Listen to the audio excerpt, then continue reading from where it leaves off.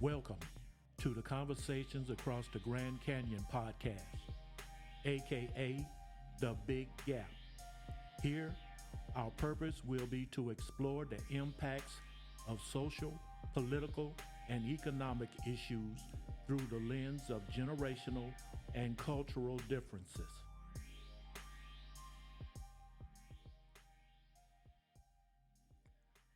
Welcome and good day, listeners, to what perhaps should have been my first episode of this podcast. My start on this podcasting journey has been personally challenging and a bit shaky, to say the least. It should come as no surprise that a podcast about bridging generational gaps with a baby boomer as host would find the technical hurdles I had to overcome as unfamiliar as they were daunting. First of all, just getting the equipment that I decided to buy to, facilitate this podcast. I found that some of the things that I currently had were inadequate to the operation of my mixer. And talking about a generational issue, back when, in my day, so to speak, electronic equipment and things of that nature, they came with a manual. And nowadays, you get, electronic equipment, there's no manual. And you have to download it from offline in a PDF file. And so, with my mixer, the one that was shipped to me, there was already a firmware update for it. And trying to, get used to the mixer, I just say, well, I won't update this firmware. I will just, use it as is because it's functional, and I won't worry about that. And so I did. I started learning the features and what I could do and couldn't do, and the different channels and inputs and everything. And so I went along with that. And I had also a tablet running Windows 10, and it didn't have a lot of storage space or adequate RAM. And so it took me a minute to find out that I needed a better interface, so to speak. So after a few recordings that I made with family and friends, I decided, well, let me go ahead, bite the bullet, get the latest firmware update, get me a better laptop with faster processor. Let me get the digital audio workstation software. And with each one of those issues, there was snafus and false starts and things of that nature. And so it took a while for me to finally get everything working together in a way that to help me get this thing going in the right way, so I wouldn't have to run into some issues later on down the road. Let's go ahead. I got time. Let's do it all the right way. And so it took a minute for me to learn the technical aspects of all this thing, get it to work together, and get on with things. One of the major issues I had when I ordered the laptop was it got lost, stolen in shipping. And they wouldn't reimburse me or send me a replacement until it was verified that it was lost or stolen in shipment. Tracking information on my laptop kept saying for a couple of weeks, it kept saying uh, it arrived at that new distribution center up there in Palmetto, Georgia, up there outside of Atlanta, that's been having all these issues and problems now for what, 2 years? And like I said, 2 weeks go by and it's still saying it's there. And finally, I was able, after waiting for 2 weeks for it to leave there and finally head my direction, when I finally, after 2 weeks, called the person, the company that I bought it from, took about another 3 or 4 days before they were convinced that it's probably gone, and they shipped me a new one. So, like I said, things like that have been a little bit of an impediment, but hopefully, fingers crossed, all that's in the past and we can move forward.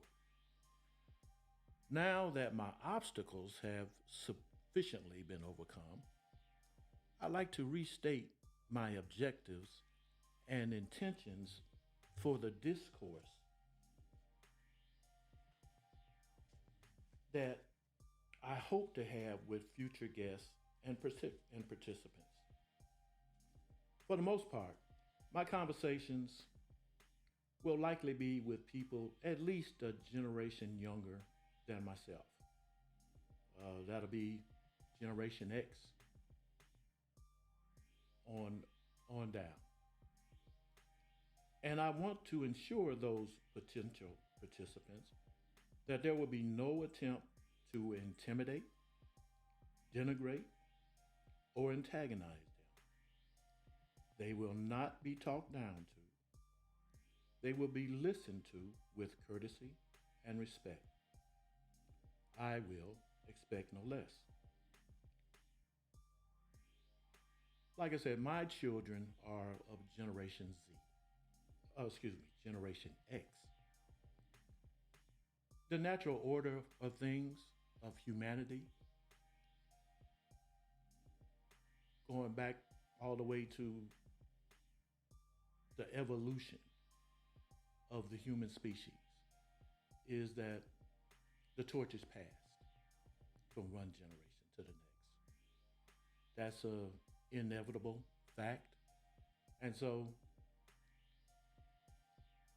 as one generation passes the torch to the next, we hope that younger generation will take that torch, go out into the world, make their mark in some way, live a good and productive life,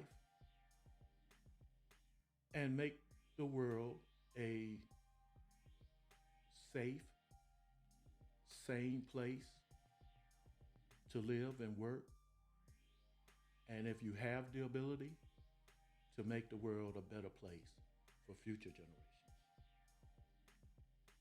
As I look ahead at, let's say, Generation Z, I see a future, or in their adult lifetimes, they're going to see, I believe, space exploration again take precedence over humanity. I think we're going to, during their lifetimes, they're going to see the colonization of the moon and perhaps the initial journey to Mars. And that will open up, it will provide the blueprint for moving out into the solar system. So that's going to be an exciting endeavor for them to focus on and to build careers and right now prepare themselves for careers that encompass those endeavors. Generation Alpha. I I see them, they're going to enjoy and benefit, you know, from the all the space related uh, benefits, but with the advances that we have or are on the on the screen, the future screen in healthcare and lifespan enhancement. You know, we're already kind of touching on biologically uh, nanotechnology in the human biology realm, gene editing, AI enhanced healthcare. It's not hard to envision that Gen Alpha is going to enjoy perhaps a healthy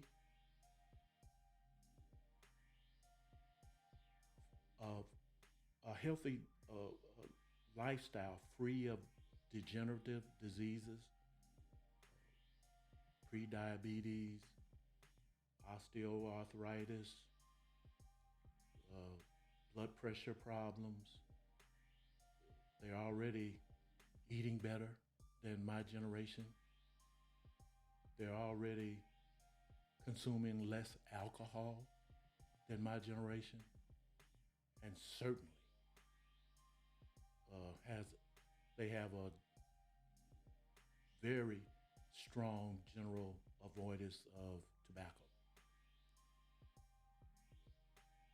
Combine that, like I said, with tech, the healthcare and biology technologies that's going to be available to them.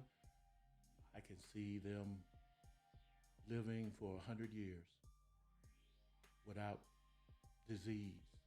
Maybe even cancer will be eradicated. No arthritis, uh, no obesity. So that will be for them a a real boon to humanity and to their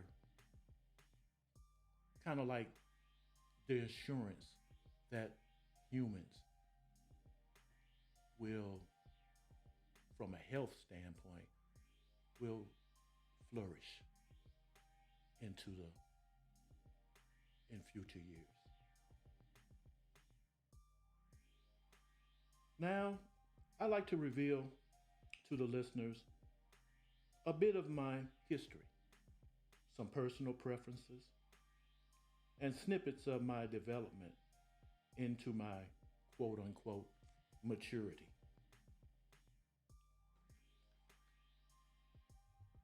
But before I do that, I'd like to take a quick moment to share this with you. I sometimes wonder how my lack of a social media presence is going to affect the success or failure of my podcast. I'm a baby boomer. I'm 71 years old. I didn't get my first smartphone until 2018. Before that, I had an old Motorola flip phone. And so I'm a type of person, I was around people all the time that had smartphones, of course. And I'm the type of person, I can kind of project and say by observing other people's use of smartphones, I could kind of project ahead and say, nah, that's not for me. I generally perceived it as a time waster. And I said to myself, I don't have time for that. I got my own, tasks, to-do lists, other interests. I I don't need that kind of like aggravation. I don't need to just waste what I saw 30 minutes to an hour and a half, 2 hours, just reading stuff that was kind of in my mind at the time was like gossip or reading about entertainers and sports figures and everything. I've never been kind of like celebrity struck anyway. So, uh, make a long story short, I just wasn't interested in social media.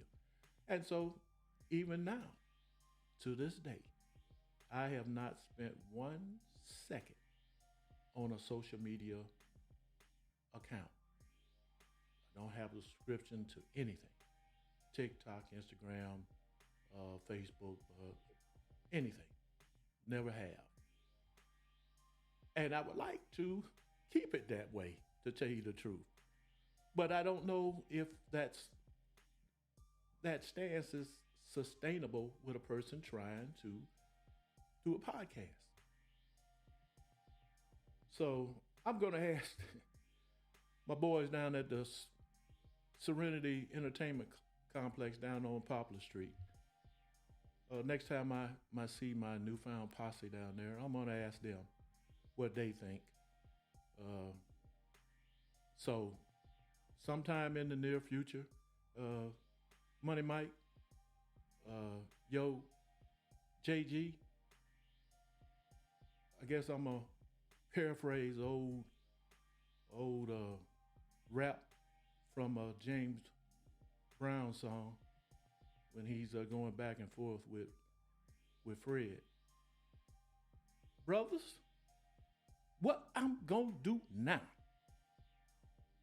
So I may need your help to help me, to guide me through this little bit of a dilemma that I'm having. Another little tidbit I'd like to share with you. Over the course of my guests and my interviews, we're going to be talking about politics, maybe sports, maybe some other social issue, even some international, global issues. But to give my listeners a little heads up into my background, my political, let's say, leanings, so to speak, I don't want to give away too much, but I will say that I'm an independent voter, and I have been an independent voter for probably more than 30 years. More than 30 years. I guess I became an independent voter when I had the sense that being part of a political party, just by claiming membership in a political party, it kind of leans you into being biased towards or, in favor of that political party. I kind of saw that happening to myself. And so I said to myself, I try to be an objective person as much as I can. And so when I saw myself, kind of leaning toward that kind of mindset, I said, I think I'm going to become an independent. There were also issues, political controversies of the day when I made that decision. I won't go into all that, but I became an independent voter and have been independent ever since. And I don't think I'll change my affiliation ever. I'll be in this bracket for the rest of my life. Now, being an independent voter, it does have its drawbacks. Generally speaking, you can't vote in the primaries. You have to wait till other people make the choice of the two people that are going to win or lose that seat or that election. So that's a little bit, that makes me a little bit, you know, uh, sad, I guess, in a way that I don't get a chance to go through the whole process. But generally speaking, the two people that end up in the general election, they offer two good choices. The platforms are going to be divergent enough to make a good decision. So I don't have any real reservations about being an independent voter in that respect. So I've always voted in every general election that I've ever been a registered voter. And I've been a registered voter since I was 18 years old. Uh, so, and in the Army. And any election that I was eligible to participate in, I voted in. I have not missed a single election, period, since the age of 18. So another thing I've noticed about independent voters, let me get this in here. Independent voters seem to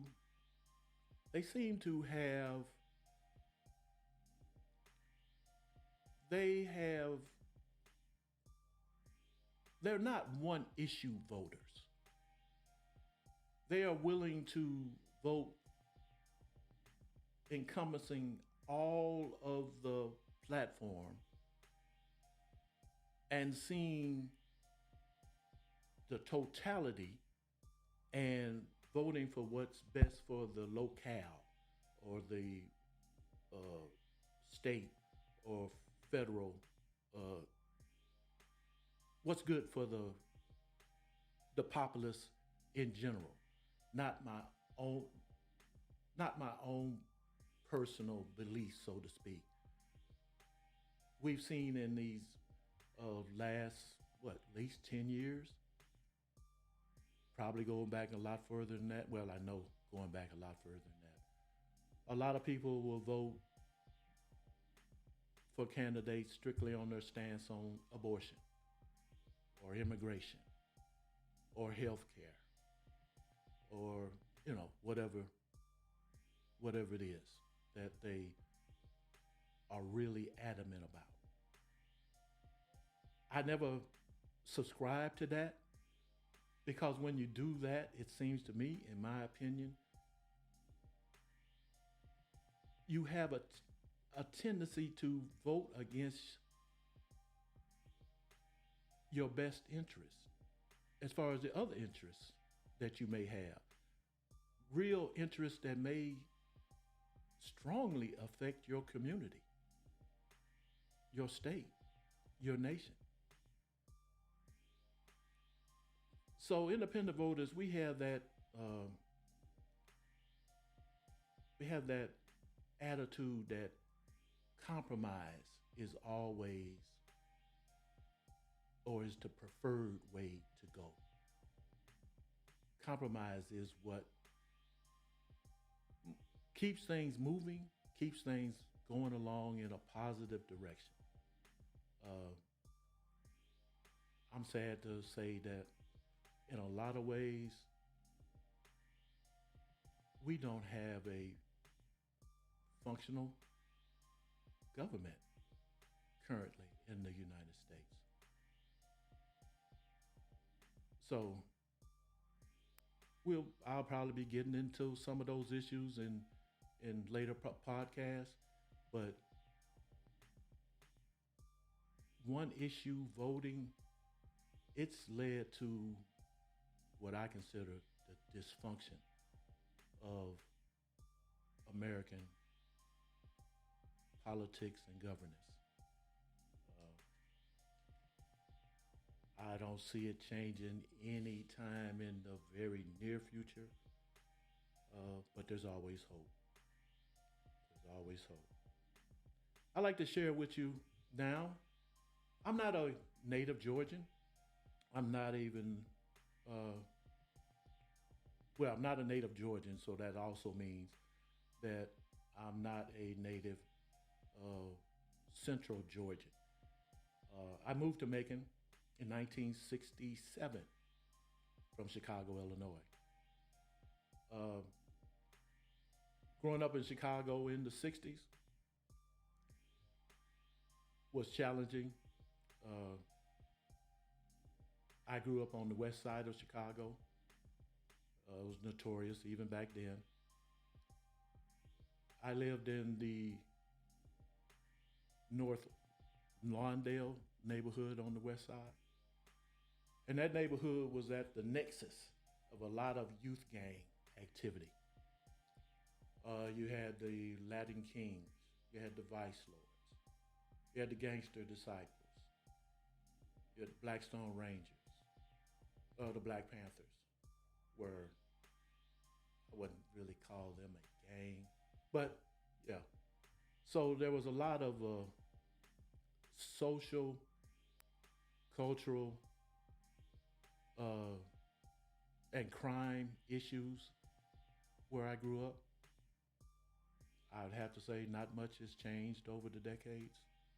A lot of it has gotten worse, especially with the, the advent or the introduction of firearms in gang warfare. Uh, so there was that. You combine that with the heavily ethnic neighborhoods in Chicago, uh, neighborhoods that didn't suffer outsiders, uh, neighborhoods that were very protective of their cultural norms. So, Irish neighborhoods, Jewish neighborhoods, German neighborhoods, Italian neighborhoods. Between the gangs and these insulated neighborhoods, you pretty much growing up in Chicago, you're pretty much confined to your neighborhood. You didn't venture out beyond the boundaries of your neighborhood too much, unless you're going to, like I said, downtown sporting events, shopping, in the commercial districts nearby, or whatever. Me being an only child, I and grew to and being kind of reserved, a bit of an introvert. Uh, I wasn't really bothered by that. I spent a lot of time inside, a lot of time reading. Learned to read at a very early age. Uh, Learned to love reading, and so that's what kept me engaged a lot growing up where I did and how I did. Uh, so I moved to Macon, 1967, like I said, and came down here and loved it. Loved the freedom that I had. I came from a big urban area where I was kind of confined to a geographical postage stamp footprint, let's say. And I moved to a place where I had the run of wherever I wanted to go. Macon wasn't a real big place. Bought me a bicycle from the Sears down there on 3rd Street, downtown, and I just explored. I mean, it was a night and day difference in what I was accustomed to in Chicago and what I was thrust into down here. It was just, like I said, I loved it. So, back in 1967, there was a lot of places. Like I said, I would just explore on my bicycle, and there was a lot of places that I love about Macon. A lot of my family members. Oh man, my parents had got divorced I was living with my father in Chicago and my stepmother. After the divorce, my mom, in a roundabout way, ended up in making with my stepfather, who was a Maconiite. And when I when it was put to them, my family up in Chicago, that I wanted to, be with my mom and go down there, and it was first just to visit, but even a visit didn't sit well with them. They had this image of the South. If anybody remembers the Emmett Till uh, tragedy that happened in Mississippi, they thought or had this image that the entire South was a potential Emmett Till situation. That anybody that comes from up north and espouses any kind of viewpoint or a little bit too bold or forward thinking could end up like Emmett Till did. Needless to say, yeah, there was segregation when I got here. The schools were segregated. I wasn't used to that. I remember going by the terminal station, and it wasn't covered up then, but it was the word colored engraved into the granite or marble or whatever it is that facade is made of. Yeah, yep. So that was a little disconcerting, but all those concerns were overridden by, like I mentioned, the freedom that I had. So I remember when I moved here, uh, there was no Martin Luther King Boulevard. It was Broadway. Fifth Street, what's now called the Otis Redding Bridge, was the Fifth Street Bridge, where the Coliseum now sits, and the Piedmont Hospital. That was a neighborhood, fairly vibrant neighborhood. Uh, it was it was going away at the time. It was being torn down. It was being replaced. I guess a lot of those homes were taken by eminent domain, I guess. But yeah, I can remember Porter. I remember Porter Stadium, where over there around Mercer, where the Hilton Motel Hotel sits right there by the interstate. Porter Stadium used to sit there. I remember the roads, a lot of dirt roads. Oh my goodness. That was one culture shock that I really did have, was the roads. I'd never seen so many dirt roads. Well, I don't know. Living in Chicago, I had no experience with dirt roads. And then come down here, and dirt roads were all over the place, especially in East Macon. So, yeah, that was culture shock. So that's another little tidbit about my upbringing and whatnot. But I just want to kind of go out on a note about my true appreciation for the life I was able to forge for myself here in Central Georgia. And I want to give other people the opportunity to talk about what they like or dislike about their time in Central Georgia, Georgia in general. I want to foster and help conversations about generational things that really, really make a difference in our lives. I'll end on this. If you don't think generational differences can impact your lives in a positive or negative way, in this last election, the last presidential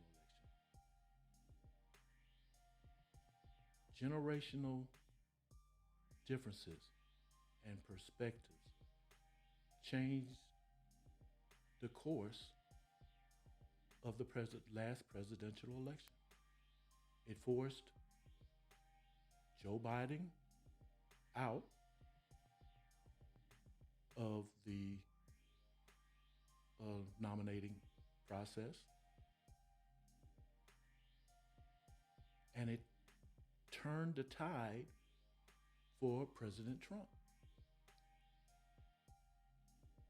He won states that he had lost in his previous run for president. This time he won because African American men, Hispanic, Latino men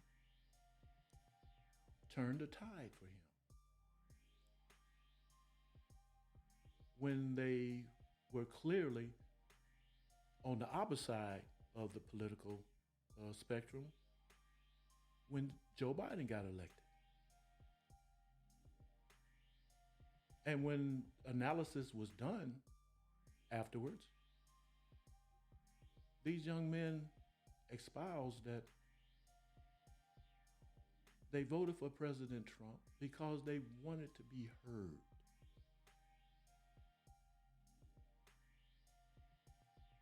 It wasn't that they were against the status quo, but they felt like they were taken for granted. Now, we'll see in the coming days, months, or perhaps through the rest of this presidential term, whether they voted for or against, or let's say voted against their best interests or not. There already seems a little bit of remorse on that stance, that decision they made. But those are the kind of things I would like to talk about. Those are the kind of issues that I would like for myself a better understanding of that phenomena, if you want to call it that. So, in closing, I just want to say thank you for listening. I'm looking forward to future discussions, and hopefully, as we see and hear and experience what's going on out there in our communities and in our nation, I want to provide a place where we can talk about these things in a calm, respectful, and productive manner. So bear with me for any mistakes I make along the way, but just know that my intentions are not in any way nefarious or looking to advance any kind of agenda. I just want to talk. I just want to have a conversation across the Grand Canyon, the Big Gap Podcast. Thank you. Have a good day.